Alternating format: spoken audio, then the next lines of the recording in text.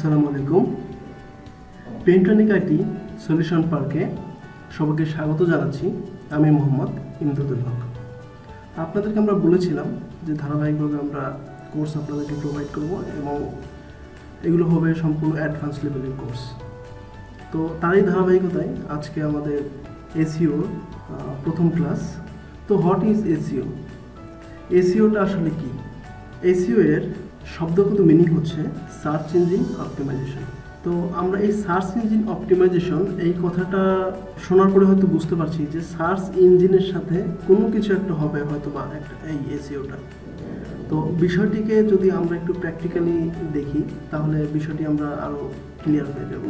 এখন ধরুন আপনার বাসাতে একটা টিভি কেনার দরকার। তো এর জন্য আপনি কি করবেন? এর জন্য আপনাকে দুটো ওয়েতে হয়তো আপনি বিষয়টা জানতে পারবেন। সেটা হচ্ছে একটা হচ্ছে আপনি সরাসরি টিভি কোনো শোরুমে গিয়ে সরাসরি তাদের সাথে কথা বলে জানতে পারবেন। আর একটা উপায় হচ্ছে আপনি যদি এখানে লেখেন www.google.com এই লিঙ্কে যদি প্রবেশ করার পরে এখানে যদি আপনি লেখেন এই পেন্টানিক টিভি, যেহেতু প্রথমে আসছে, যেহেতু আমরা জানি যে পেন্টানিক টিভি হচ্ছে বাংলাদেশের মধ্যে মোটামুটি ভালো মানের একটা ব্র্যান্ড, তো আমি এই জন্য এটা নিয়ে সার্চ করব। তো এখন সার্চ করার পরে দেখেন এখানে কিন্তু গুগল আমাদের সামনে অনেকগুলো রেজাল্ট কিন্তু শো করবে এবং আর একটা বিষয় খেয়াল করেন, এই ডান পাশে কিন্তু একটা লোকেশন শো করছে। ঠিক আছে, যে পেন্টানিক টিভির হচ্ছে আসলে শোরুমটা কোথায় বা ওদের অ্যাড্রেসটা কিন্তু এখানে দেখেন শো করেছে। ঠিক আছে, তো যাই হোক, এখানে কিন্তু আমি যে কাজটা করলাম সেটা হচ্ছে আমি কিন্তু গুগলে গিয়ে সার্চ করেছি। ঠিক আছে, তো এখানে গুগলের ভূমিকাটা কি? গুগলের ভূমিকাটা হচ্ছে সে একটা সার্চ ইঞ্জিন, তার কাছে অনেক ডাটা আছে এবং আমি যেটা লিখে সার্চ করলাম, যে কিওয়ার্ড লিখে সার্চ করলাম, যাই হোক কিওয়ার্ড হয়তো আপনারা যারা নতুন তারা হয়তো বুঝতেছেন না যে কিওয়ার্ডটা আসলে কি। সমস্যা নেই, ধারাবাহিকভাবে আমি কিওয়ার্ড নিয়ে বিস্তারিত আলোচনা করবো। আমাদের ভবিষ্যতে কিওয়ার্ড নিয়ে অনেকগুলো পর্ব আসবে ইনশাল্লাহ। এখন শুধু টার্মসটা মনে রাখেন যে কিওয়ার্ড। ঠিক আছে, তো যাই হোক, আমি কোনো কিওয়ার্ড লিখে সার্চ করলাম, করার পরে কি হলো, গুগল কিন্তু আমাদের সামনে অনেকগুলো রেজাল্ট নিয়ে আসলো, অনেকগুলো সাজেশন শো করলো। ঠিক আছে, শো করছে। আবার দেখেন এখানে উপরে লক্ষ্য করে দেখেন এখানে এই যে গুগল হচ্ছে 46টা রেজাল্ট নিয়ে আসছে মাত্র 1 সেকেন্ডেরও অনেক কম সময়ের মধ্যে। সে কিন্তু আমাদের সামনে রেজাল্ট নিয়ে এসে দিয়েছে এবং তার কাছে এই পেন্টানিক নিয়ে যতগুলো রেজাল্ট ছিল সে কিন্তু সবগুলো রেজাল্ট আমাদের সামনে এখানে শো করে দিয়েছে। তাহলে বুঝতেই পারছেন গুগল এমন একটি পাওয়ারফুল একটা সার্চ ইঞ্জিন যে আপনি যা লিখে সার্চ করেন, আপনার প্রয়োজনীয় যে তথ্যর জন্য আপনি সার্চ করবেন সেটা কিন্তু আপনার সামনে খুব সহজে তুলে ধরে।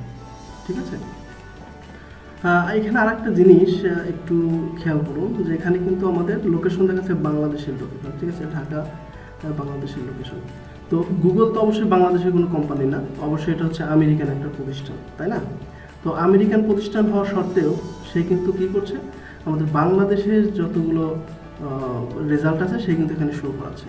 ঠিক আছে, এই যে দেখেন প্রথমে আসছে হচ্ছে পণ্যবিডি, তারপর হচ্ছে pentanik.com, হ্যাঁ, এরপর হচ্ছে pentanik.com এর বেশ কিছু রেজাল্ট এখানে শো করেছে। যেহেতু আমরা পেন্টানিক টিভি লিখে সার্চ করেছি, তার মানে পেন্টানিকের যত টিভি আছে সব কিছু কিন্তু যেখানে দেখছি আছে টিভি সব বিডি। ঠিক আছে, তো এরকম কিন্তু ক্রমে কিন্তু গুগল শো করেছে আর কি তার রেজাল্টগুলো।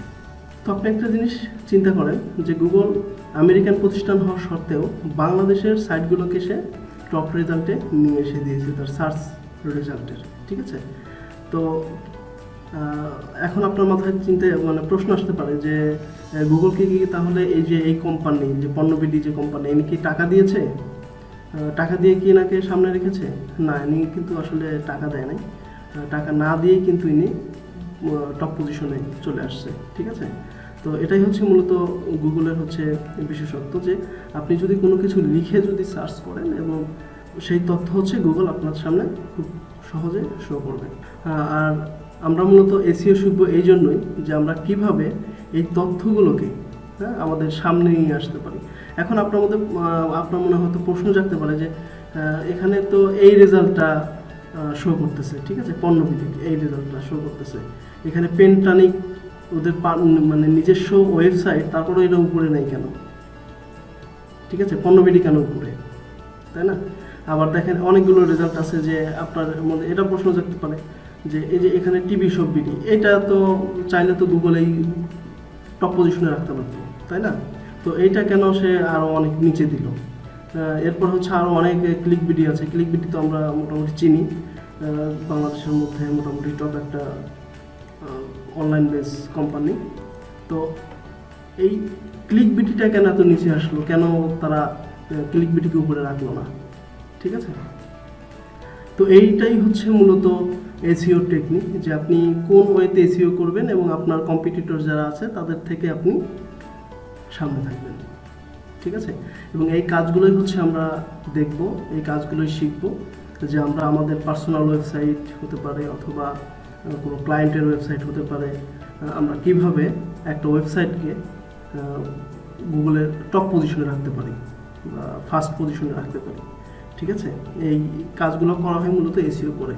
আশা করছি বুঝতে পেরেছেন যে আসলে সার্চ ইঞ্জিন অপটিমাইজেশন বা কেন আমরা এসইও করব, এসইও শিখবো কেন।